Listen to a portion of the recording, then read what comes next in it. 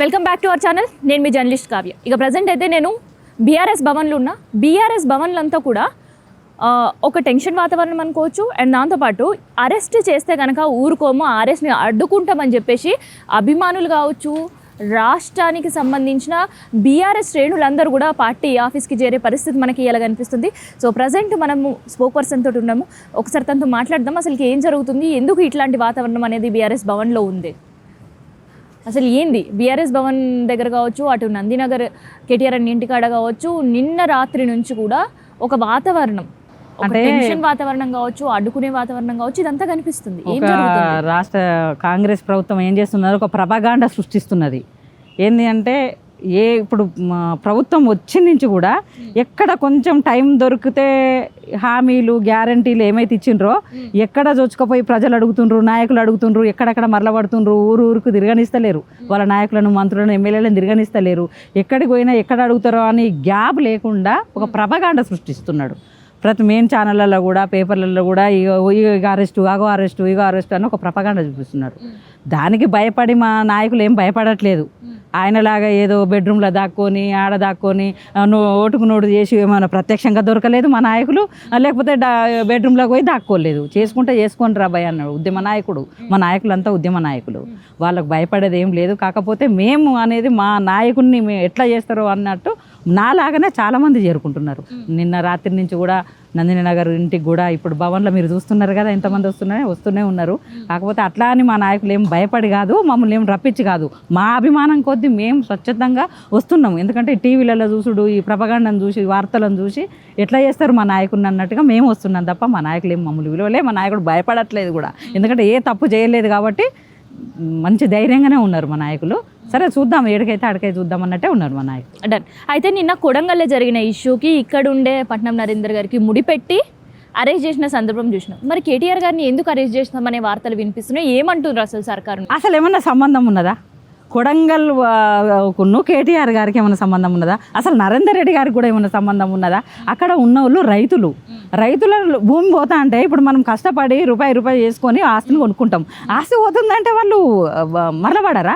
మరలబడ్డది రైతుల వాళ్ళ గోస చెప్పుకోవడానికి మా భూమిని ఎట్లా తీసుకుంటారు అన్నట్టు వాళ్ళకు వచ్చింది, వాళ్ళకు సంస్కారంగా మాట్లాడు తెలియక వాళ్ళ ఆవేశం, వాళ్ళు ఎప్పటి నుంచో ఆవేశంగా ఉన్నారు. వాస్తవంగా కొడంగల్ ప్రజలకు వాళ్ళకు మా నాయకుడు మా నియోజకవర్గం వ్యక్తి ఎమ్మెల్యే ముఖ్యమంత్రి అయినా కూడా మాకు ఇట్లా జరుగుతుంది, ఇంత అన్యాయం జరుగుతుందన్న ఒక కోపం మీద, రేవంత్ రెడ్డి మీద ఉన్న కోపంతో వాళ్ళకు నిజంగా కూడా అధికారుల మీద కూడా వాళ్ళకి ఆ బాధ, ఆ కోపం కాదు, రేవంత్ రెడ్డి మీద ఉన్న కోపంతో అధికారుల మీద చూపెట్టిండ్రు. అది కూడా ఆ రైతులకు నరేందర్ రెడ్డికి సంబంధం లేదు.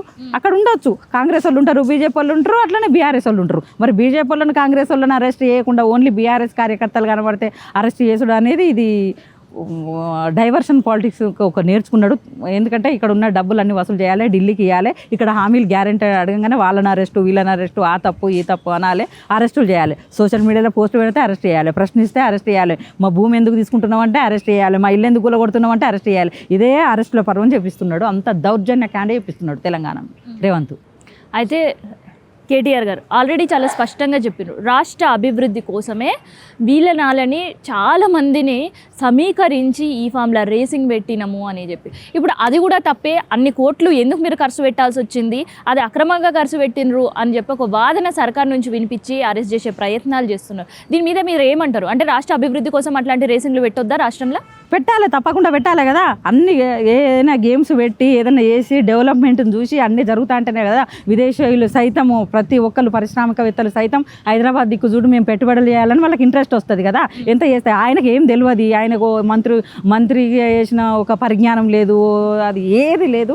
ఒక హైదరాబాద్ను, తెలంగాణను మొత్తం దోసుకోవాలి, ఢిల్లీకి పంపాలి, మొత్తం సాగించుకోవాలి, పర్సనల్గా పోతుండు. నేను ఒక రాష్ట్రానికి ముఖ్యమంత్రి అని మర్చిపోయి ఇద్దరు వ్యక్తుల మధ్యలో గొడవ ఎట్లయితే పర్సనల్గా తీసుకుంటారో ఈ రోజులలో ఇద్దరి మధ్యలో జరిగిన గొడవను కూడా అంతా తీసుకుంటారు, అంతకంటే ఎక్కువ తీసుకుంటున్నాడు రేవంత్ రెడ్డి. తీసుకొని పర్సనల్గా కోపాలను చూపెడుతున్నాడు. ఆయన మీద కోపం ఉన్నది, మాజీ మంత్రి మీద కోపం ఉన్నది, నాయకుని మీద కోపం ఉన్నది, నేను తీర్చుకోవాలి, వాళ్ళ మీద బట్టగాల్చి మీద వేయాలి, అరెస్టులు చేయాలన్న ఉద్దేశంతో తప్ప ఇది చేస్తే ఆ ఫార్ములా రేజ్ చేస్తే ఏదైనా ఏది చేసినా కూడా ఈరోజు కేటీఆర్ గారి అభివృద్ధిని చూసి ఎన్నో పరిశ్రమలు వచ్చినాయి, ఎంతో డెవలప్మెంట్ అయింది హైదరాబాద్. ఇవాళ డిస్టిక్లల్లో పాపం వాళ్ళకి జనాలక ఈ అబద్ధాలను నమ్మి డిస్టిక్లకు కొంచెం అన్యాయం చేసి కొంచెం కాంగ్రెస్కు మొగ్గు చూపినా హైదరాబాద్ చుట్టూ కూడా ప్రతి ఒక్కరు ప్రజలకు ఇలా బీఆర్ఎస్కి పట్టం కట్టిండ్రు. అంటే ఓన్లీ హైదరాబాద్ డెవలప్మెంట్ చూసి, హైదరాబాద్ కేటీఆర్ గారు చేసిన డెవలప్మెంట్ని చూసే కదా. మరి అవన్నీ రావద్దు అని అంటే ఆయనకి ఏం తెలియదు, చదువు లేదు, ఆలోచించడు, అసలు ఏది తెలియకుండా ఈరోజు ఓ పిచ్చోని చేతిలో పెట్టినాము తెలంగాణ అనేది ఇలా తెలంగాణ ప్రజలు బాధపడుతున్నారు. అయితే కొడంగల్లా రైతులు కావచ్చు, అక్కడ ఉండే స్థానిక ప్రజలు అక్కడ ఉండే అధికారి పైన తిరుగుబాటు చేయడం, తిరుగుబడడం, అక్కడ అధికారులను కొట్టడం అనేది ప్రతి ఒక్కరు కూడా ఖండిస్తున్నారు, మనం కూడా ఖండిస్తున్నాం. అది ఎవరు కూడా సపోర్ట్ చేయని పరిస్థితి. కానీ అక్కడ ప్రజల తిరుగుబాటు, ఆ తిరుగుబాటు అనేది వాళ్ళు బాగా విసిగిపోయినరు, సహనం కోల్పోయి వాళ్ళ అక్కడ ప్రదర్శించిన వాళ్ళ విసుగుబాటు అనేది కేవలం కొడంగల్కి మాత్రమేనా, లేదంటే తెలంగాణ రాష్ట్ర ప్రజలు ఎట్లున్నారు, హైదరాబాద్ ప్రజలు కూడా అదే పరిస్థితులు ఉన్నారా? తెలంగాణ రాష్ట్రంలో ప్రతి ఊర్లో, ప్రతి పల్లెల, ప్రతి తండలో ఇదే జరుగుతున్నది. మేము ఊర్లలో పోతాం, మేము పల్లెటూరు నుంచి అప్పుడప్పుడు ఫంక్షన్లో పోతా ఉంటాము, వస్తూ ఉంటాము. ఇప్పుడు కూడా ఒక ఊరికి పోయి వచ్చిన ఎక్కడ చూడు ఇదేం రాజ్యము, ఇదేం కాంగ్రెసము, ఇదంతా ఏం బీవసము, ఏది వస్తలేదు. ఒక గ్యారంటీలు ఇచ్చిండ్రు, హామీలు ఇచ్చిండ్రు, రైతు బంధు వస్తలేదు, రైతు భరోసా వస్తలేదు, రుణమాఫీ అన్నాడు, అన్నీ వస్తలేవు, ఆడపిల్లలకి 2500 అన్నాడు, స్కూటీలు అన్నాడు, పెన్షన్లు, ముసలోళ్ళు అంటే చిన్న పిల్లల నుంచి వృద్ధుల వరకు ఏ ఒక్కరు కూడా ఈరోజు సంతృప్తిగా లేరు. ప్రతి ఒక్కరు బాధపడుతున్నారు. అది కూడా ఈరోజు కొడంగల్ నుంచి ఇది స్టార్ట్ అయిందంటే ఏమన్నా నీళ్ళు లేని బాయిలో దూకి సావాలి నిజంగా కూడా రేవంత్. ఎందుకంటే సొంత నియోజకవర్గంలో అంత వ్యతిరేకత అంటే ఇది అసలు ముఖ్యమంత్రికి పనికిరాడు. స్వచ్ఛందంగా రాజీనామా చేయాలి రేవంత్ అంతే. ఎందుకంటే సొంత నియోజకవర్గంలో ఇదంతా ఏంది? ఇప్పుడు తెలంగాణ రాష్ట్రంలో అంతటి ఉన్నది అందరికీ తెలుసు, అందరూ ఆడుకుంటున్నారు. కానీ నీ సొంత నియోజకవర్గంలో చూసుకున్నోనికి నీకెందుకు ముఖ్యమంత్రి పదవి? స్వచ్ఛందంగా రాజీనామా చేయి. మేము కోరుకుంటున్నాం, అది రాజీనామా చేయాలని మేము డిమాండ్ చేస్తున్నాం. నీ కొడంగల్ ప్రజలనే నువ్వు సంతోషంగా చూసుకోలేనివి, నీ కొడంగల్నే శాంతియుతంగా చూసుకోలేనివి, కొడంగల్ ప్రజలకు నువ్వు న్యాయం చేయలేనివి, నీకు ముఖ్యమంత్రి పదవి ఎందుకు? ముఖ్యమంత్రి పదవికి నువ్వు రాజీనామా చేయాల్సిందే ఈ లెక్కన చూస్తే, మామూలు కాదు. కంటిన్యూగా ఒక అరెస్ట్ల పర్వం అనేది నడుస్తూనే ఉంది. కౌశిక్ రెడ్డి అరెస్ట్, నిన్న నరేందర్ అరెస్ట్, అండ్ ఇప్పుడు ఎవరు అరెస్ట్ అవుతారో తెలియని పరిస్థితుల్లో అసలు ఏంది అరెస్ట్? గ్యాప్లకు ఎక్కడ గ్యాప్ ఇస్తే మరి హామీలు అడుగుతారు కదా. ఇప్పుడు ఏంటంటే వాళ్ళ అరెస్టు, వీళ్ళ అరెస్టు, వాళ్ళ మీద బట్టగలిసి, వీళ్ళ మీద కట్టాల్సి, ఈ వార్తలకు ఏమన్నా కొంచెం గ్యాప్ దొరికితే కూడా ఆయన మళ్ళీ మేము హామీలను పట్టుకొని పోతాం. ఎక్కడికైనా దొరికితే హామీలు అంటారు. ప్రజలకు ఆ టైం ఇవ్వద్దు. ప్రజలు ఏది చూసినా అవే చూడాలి. వీళ్ళు అరెస్ట్ అవుతారు, వాళ్ళు అరెస్ట్ అవుతారు, అట్లా ఆ మాయలనే ఉంచుతాడు. కానీ ఆ మాయలు ఎన్ని రోజులు ఉంచుతారు? నీ సొంత నియోజకవర్గంలో మాయల నుంచి బయటకు వచ్చిర్రు. నువ్వు తెలంగాణ ప్రజలను ఏం మాయలు ఉంచుతావు? ఏ అరెస్ట్ అయినా ఏదైనా ఎవ్వరు ఆపలేరు. ప్రజలందరూ మూకుమ్మడిగా దాడి చేసే రోజు వచ్చింది కూడా. అంతే. ఏ అరెస్టులు, ఈ అరెస్టులన్నీ డైవర్షన్. గ్యారంటీలు అడగొద్దు, హామీలు అడగొద్దు, నేను ఇదే చేయాలి. ఈ అరెస్టులు అనేది పర్సనల్గా పోయి వాళ్ళని అరెస్టు, వీళ్ళని అరెస్టు, ఇదంతా తప్ప ఏం లేదు ఇలా. జీరో.